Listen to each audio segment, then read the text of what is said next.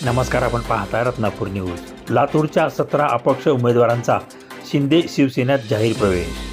लातूर महानगरपालिकेतील 17 अपक्ष उमेदवारांनी काल मध्यरात्री हाती भगवा झेंडा घेत शिवसेना पक्षात जाहीर प्रवेश केला.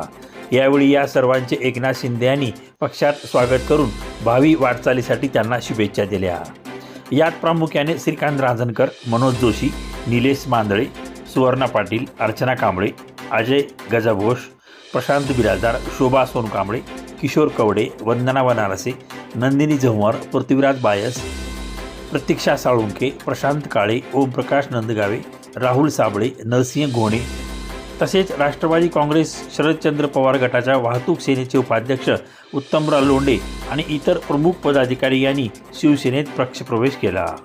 यावेळी युवा सेना मराठवाडा निरीक्षक बाजीराव चव्हाण, विलास पारकर, धीरज देशमुख आणि लातूरचे माजी महापौर सुरेश पवार, शहर प्रमुख रविकांत चव्हाण, युवा सेना जिल्हा प्रमुख कुलदीप सिंग सूर्यवंशी, महिला जिल्हा प्रमुख अर्चना बिराजदार तसेच लातूर जिल्ह्यातील शिवसेना पदाधिकारी आणि शिवसैनिक उपस्थित होते.